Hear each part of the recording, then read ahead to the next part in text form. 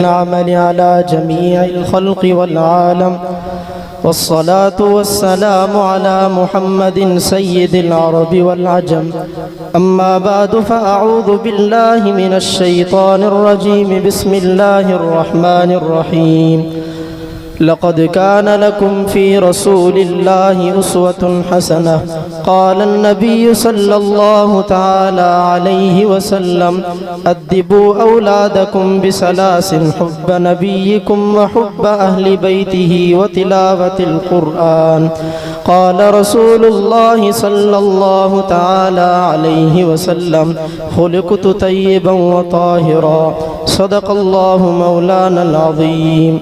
मैं किसको सुनाऊँ हया उठ गया है बाज़ारों से औरत भी फैशन नुमा है रिश्वत जिना तक तो सबको इजाज़त जो कुरान सुनाए सज़ा पा रहा है।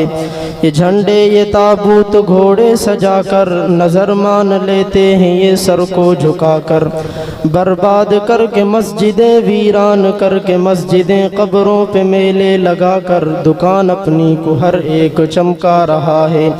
अराकुल्ला मदहिन फिन नबी मुकस्सरा व इन बलगल मुसनी अलैहि व अक्सरा इदल्लाहु असना बिल्लदी हुवा अहलुहु अलैहि फमा मिक़दारु मा यमदहुल वरा व अला तफन्नु निवास फीहि बिवस्फिहि यफना ज़मानु फीहि व मा लम यूसफु।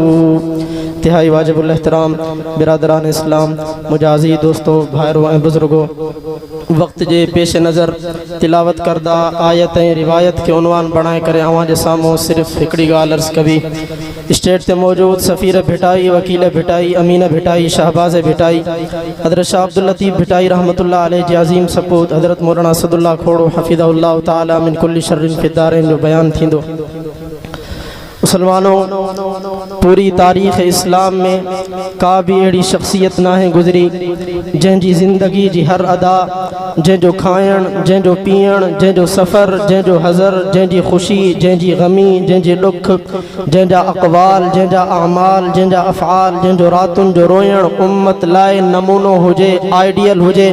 मुसलमानों, जेकॾहिं पूरी तारीख़ इंसानी में का भी अड़ी शख्सियत गुज़री आहे सिर्फ़ सिर्फ़ उहा हस्ती गुज़रिया जै हस्ती जो तहां असां कलमो पढ़दा हूँ मावा जे साम्हूं जेका आयत पढ़ी हिन आयत जी खूबी इहा है, कमाल इहो आहे जो अल्लाह ताला हिन आयत जे अंदर हुजूर जी ज़िंदगी जे कंहिं शोबे के ख़ास नाहे कयो।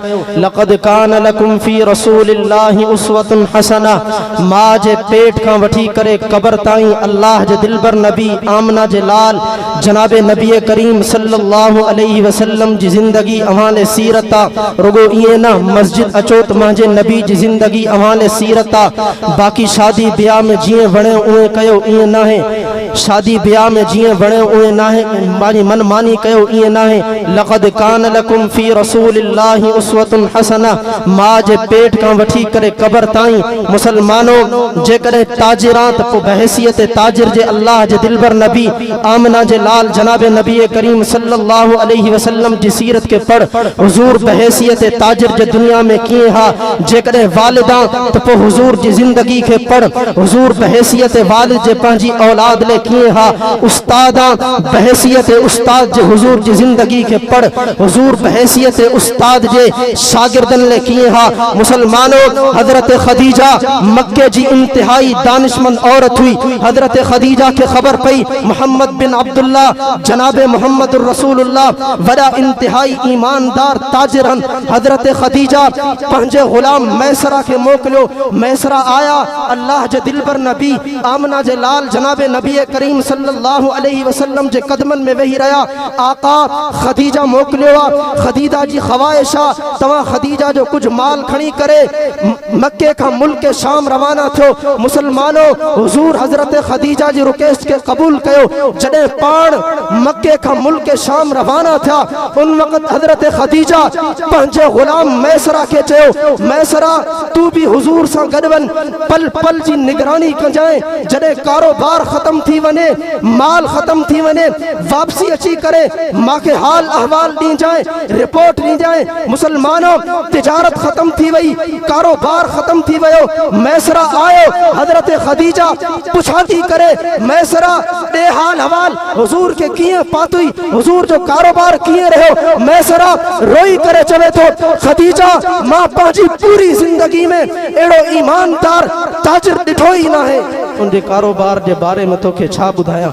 मुसलमानों हजरत खदीजा एडी मुतासिर थी जो निकाह जो पैगाम मोकलिया हुजूर जी जिंदगी में मालूम थियो जेकरे अल्लाह जे दिल पर नबी दुनिया के मुतासिर कयो हो पंहिंजे किरदार के जरिए।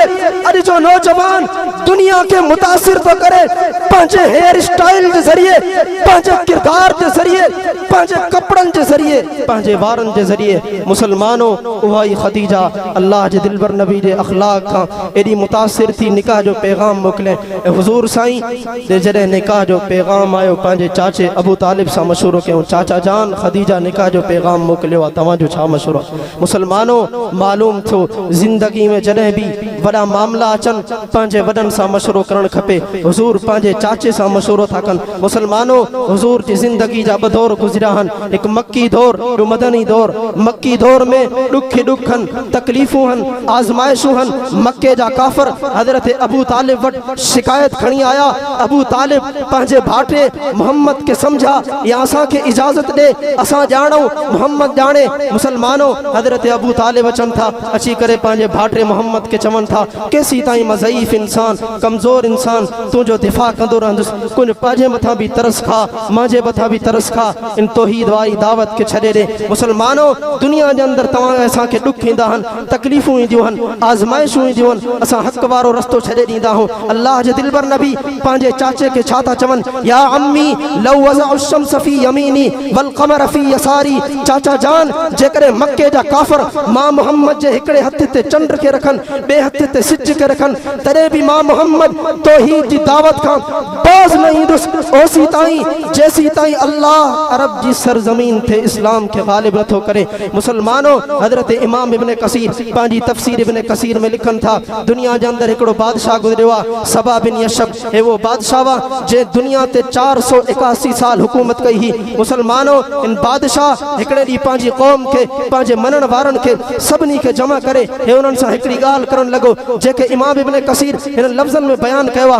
बादशाह पांजी कौम के चवे तो यमलिकु बाद तहत अना नबियुन तकियुन खबततुन खैरुल अनामी सुमिया अहमदिया लैत अन्नी व अमर बाद मबअसिही बिआमी मता यजहर फकूनु नासिरीही। ओ मांजी कौम मारो कबीले वारो म दुनिया ते हुकूमत कया म आसमानी किताबों भी पढ़ियूं हन माके आसमानी किताबों बुधायन थू अन करीब रूए जमीन ते एकड़ो नबी इंदो वो नबी एड़ो हुंदो तकियुन खबततुन खैरुल अनामी वो नबी मुत्तकी भी हुंदो परहेजगार भी हुंदो सुन्नी अहमदिया लैत अन्नी व अमर बाद मबअसिही बिआमी। माजी कौम मारो कबीले वारो उन नबी जो नामे नामी इसमें गिरामी हजरत मोहम्मद हुंदो अहमद हुंदो।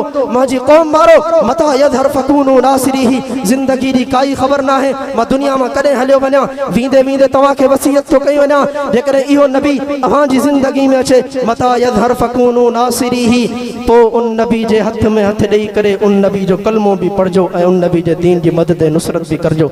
मुलाकात थियो उन नबी के माजा सलाम भी दीजो। मुसलमानों अगली गाल अल्लाह जे दिल पर नबी आमना जे लाल जनाब नबी करीम सल्लल्लाहु अलैहि वसल्लम फरमायो सबअतुन युज़िल्लुहुमुल्लाहु फी ज़िल्लिही यौम ला ज़िल्ला इल्ला ज़िल्लुहु।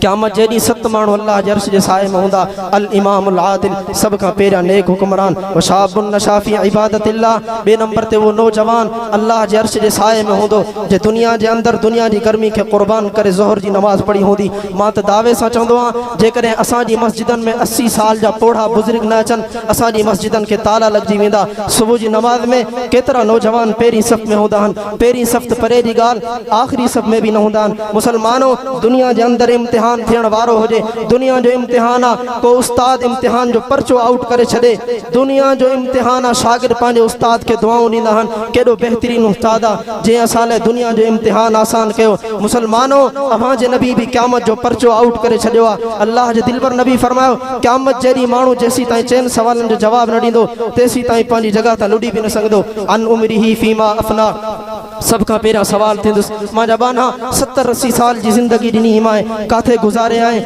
रब्बा जे जिंदगी जे हिकिड़े मिनट जो हिसाब ना है अॼु तुंहिंजी अदालत में उन 70-80 साल 90 साल जी जिंदगी जो छा जवाब ॾींदुसि रुगो एतिरो न वान शबाबिही फीमा अमला उन जिंदगी जे अंदर जवानी जो अलग हिसाब थींदुसि मुसलमानो अरब जो हिकिड़ो आलिम दीन हो ॿुधाए पियो मां सऊदी अरब जे अंदर हुयुसि मां सां गॾु फौज जो वॾो ब्रिगेडियर हो असां गॾु हुयासीं हरम में हर नमाज जे टाइम उन ब्रिगेडियर खे हिकिड़ी काल अचे पई अस्सलाम वालेकुम वालेकुम अस्सलाम जी अल्हम्दुलिल्लाह मैंने नमाज पढ़ ली काल कटजी वने पे ज़ोहर असर मगरिब इशा ते अगले दिन मौली साहब उन ब्रिगेडियर का पूछा कई से हमारे हर नमाज जे टाइम काल अचे थी रुगो एतिरो ॻाल्हायो त अस्सलाम वालेकुम वालेकुम अस्सलाम जी अल्हम्दुलिल्लाह मैंने नमाज पढ़ ली काल कटजी थी वने उन ब्रिगेडियर चो मौली साहब असां 12 भाइरूं जीअं मां दुनिया जे वॾे उहिदे ते फाइज़ आं मुंहिंजा 11 भाइर भी दुनिया जे वॾनि वॾनि उहिदनि ते फाइज़ आहिनि असांजे वालिद साहब जी 70-80 साल उमिरि आहे ज़िंदगी जे हिन आख़िरी हिस्से में भी असांजे वालिद साहब रुगो मोबाइल इन लाइ रखी आहे हर नमाज जे टाइम ॿारनि पुटनि खे काल कंदो आहे पुट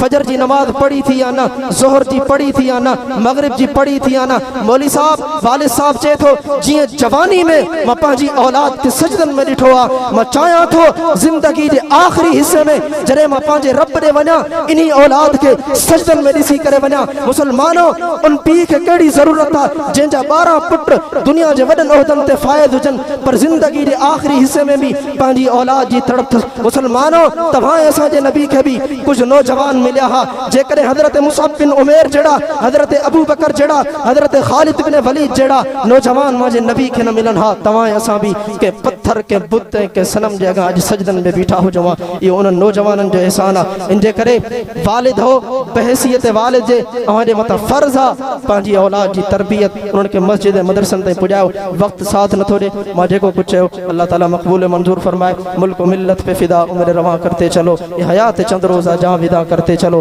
खालिद व ज़र्रार की दीनी हमीयत की कसम बुत गदों से फिर बुतों को बेनिशां करते चलो जिंदगी कैफी इसी हुस्न अमल का नाम है कुफर को नाबूद हक को जाविदा करते चलो जिंदगी क्या है तड़प कशमकश जुस्तजू जिसे चैन आ गया उसे मौत आ गई वमा अलैना इल्लल